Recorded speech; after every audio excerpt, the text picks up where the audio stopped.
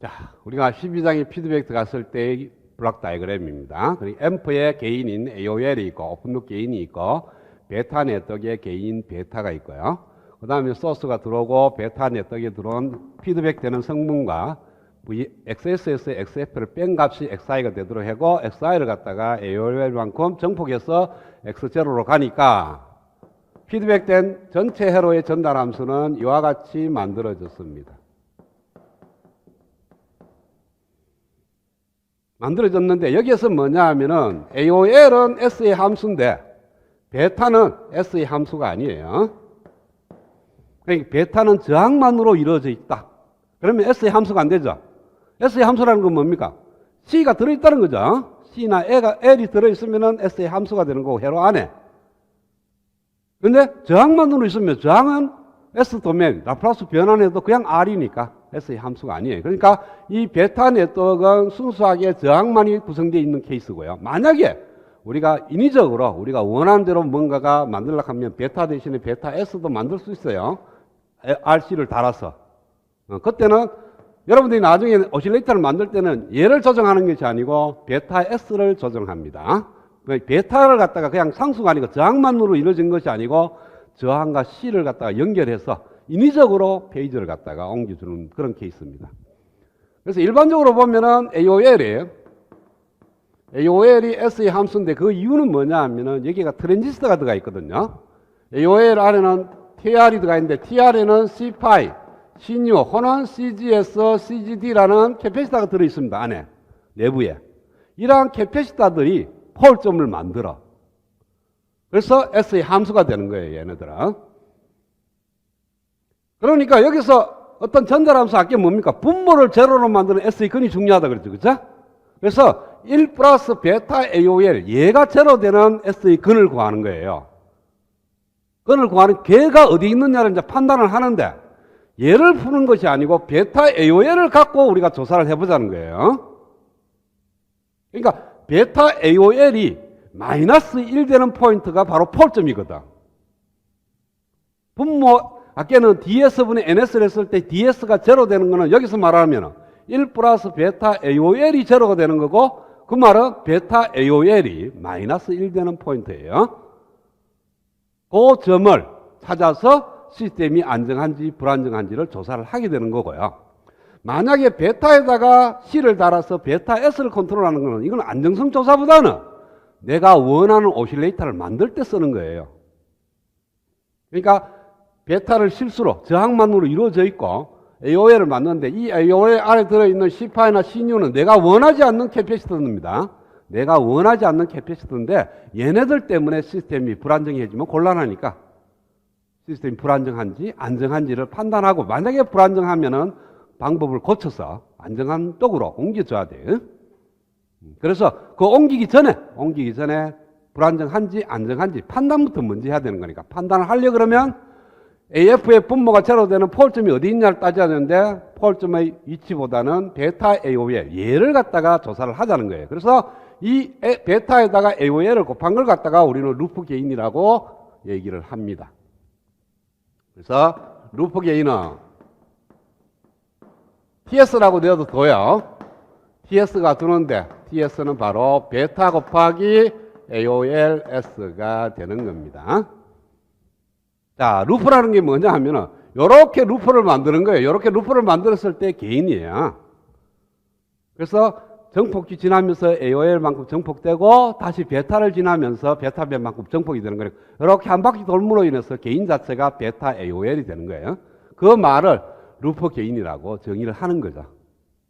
그러면은 피드백된 회로에서 루프 게인을 구해야 뭘 조사를 할 거 아니에요. 그렇죠? 그래서 지금부터 TS를 구하는 방법을 생각을 해보겠습니다. 자, 여기서 XS를 갖다가 일단 제로로 해. 소스를 제거합니다. 제거하면은 XI가 마이너스 XF가 돼요. 그쵸? 그 다음에 XF는 베타 X0가 되고요. X0는 AOL XI가 됩니다. 자, 그건 저거는, 그 저 그림은 순환되는 그림이에요. 그쵸? 순환되는 그림인데 저걸 갖다가 이제 펼치겠어. 순환을 시키지 말고 쫙 그냥 가는 걸로. 그래서 제일 먼저 XS가 제로인 어떤 신호가 들어갑니다. 더하기 빼기인데 얘는 이제 그치지 말고 XI라는 걸로 출발을 해. 그러면은 AOL이라는 걸 거쳐서 X0가 나옵니다. X0가 나와서 이렇게 갈 건데 가지 말고 그냥 베타 네트워크를 여기다가 그려. 그럼 나오면 XF야. 거기에다가 다시 시그마 해서 마이너스를 하면은 XI가 나옵니다. 여기에 뭐가 들어갑니까? XS가 들어갈 건데 그건 제로라는 거죠. 이게 계속해서 반복해서 그리면 돼. 그럼 저 그림이 되는 거예요. 그렇죠? 그러면 우리가 여기서 XI가 들어가서 X0가 나오는 게 AOL이고 X0가 들어가서 XF가 나오는 게 베타예요. 그 다음에 XF를 마이너스 하면은 XI라는 값으로 다시 돌아오는데 출발할 때는 XI로 두고 도착하는 것은 XI 캡이라고 두겠어요. 사실은 같은데 왼쪽에 있는 XI는 XI라고 그러고 오른쪽에 있는 XI 캡은 XI는 XI 캡으로 둔다면 이 XI 캡은 플러스 XF가 되고요. 마이너스 베타 X0가 되고 마이너스 베타의 AOL 곱하기 XI가 됩니다. 따라서 베타 AOL은 즉 TS는 마이너스 XI분의 XI 캡이 된다는 겁니다. 그러니까 어떤 여기서 신호를 딱 였을 때 딱 흘러서 다시 그 위치로 올 때 얼마만큼 오는지를 보고 그거의 B에다가 네거티브를 곱하게 되면은 TS가 된다. 굳이 뭐 베타 값 얼마, AOL 얼마 이렇게 회로를 풀어서 곱해도 되지만 그건 너무 복잡하니까 TS를 구할 때는 그냥 이렇게 하면 돼. 방식이 입력가 션트, 출력가 션트. 션트 방식이에요. 자, 이 회로에서의 루프 게인 T를 구하려고, TS를 구하려고 그런 거예요.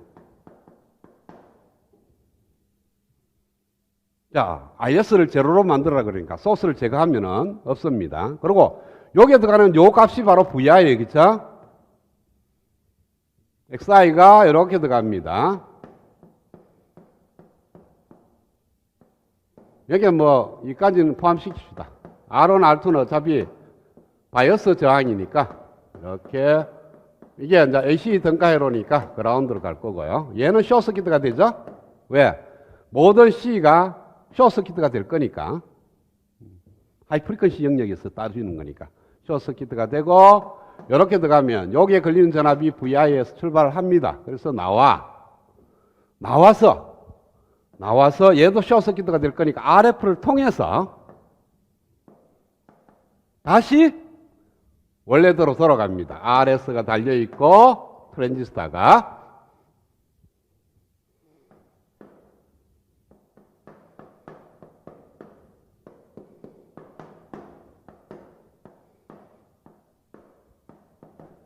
여기가 XI 캡이 된다는 거예요. 똑같이 계속해서 그리면 돼. 그렇게 되고 지금은 션트니까 입력이 VI가 아니고 II로 표시한다면 여기도 II가 되겠죠. IIK. 이렇게 흐르는 전류예요.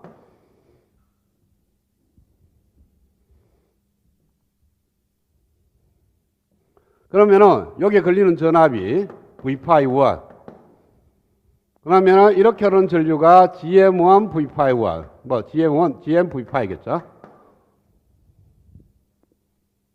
그렇게 흘렀을 때 여기에 걸리는 전압, 여기에 흘러가는 전류, II 캡을 구하면 돼요. 이렇게 들다 보면 저항값 RI가 얼마죠? 여기 R파이가 있죠?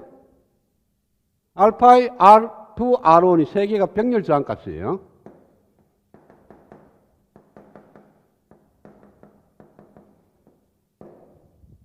그 저항이 하나 있는 거하고 이 RS하고 병렬 회로입니다. 그렇죠? 이렇게 들다 보면 RS하고 RI의 병렬 값이에요. 그거하고 얘하고는 직렬익렬입니다. 그렇죠? 그래서 이렇게 들다 보면 저항은 RF 플러스 RS 플러스 RI 이렇게 될 겁니다. 그러면은 여기 흐르는 전류, 이렇게 GMV5가 흐르니까 이렇게 흐르는 전류를 I0라고, I01이라고 두겠어요. I01은 왜 돼요? GMV5라는 전류가 RC하고 이쪽으로 들다 보면 저항이 디바이드 되는 거죠. 그래서 일로 흐르는 전류는 RC 플러스 RF 플러스 RS와 RI의 병렬값 분의 상대방 저항 RC 곱하기 GMV5. 그러고 얘는 이렇게 흐르는 거 이렇게 I01이면은 이렇게 흐르는 전류하고 이렇게 흐르는 전류로 디바이드 되죠? 근데 여기에 표시된 요 II의 부호가 반대니까 II 캡어 마이너스 RS 플러스 RI 분의 상대방 저항 RS 곱하기 I01이 됩니다. 그쵸? 그 다음에 이제 여기 V5를 구하면 돼. V5를 누구로 표현하냐면 여기 있는 II로 표현하면 돼요. 여기 알파이가 있고 R2가 있고 여기 R1이 그라운드로 내려옵니다. 그래서 세 개의 병렬 값에 II가 흘러서 만들어지는 전압이 VI니까 V5는 R1, R2, 알파의 II.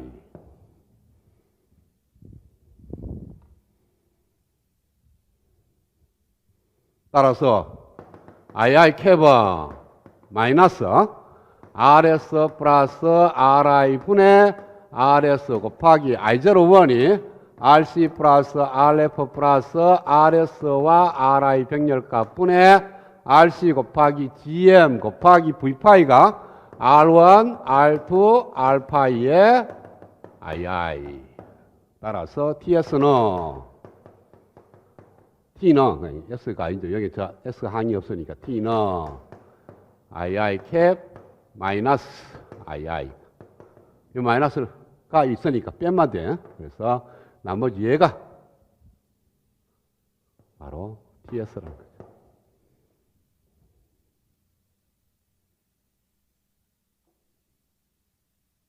지금은 T의 S 하면 S의 함수가 되느냐 안 되느냐 따지는 게 아니고 T를 구하는 방법을 설명하는 거예요. 그런데 TS가 되려고 그러면 뭡니까? 이 트랜지스터가 미드밴드에서의 등가 회로가 아니고 하이프리커시의 등가 회로니까 C파이하고 C뉴로 들어가야 돼.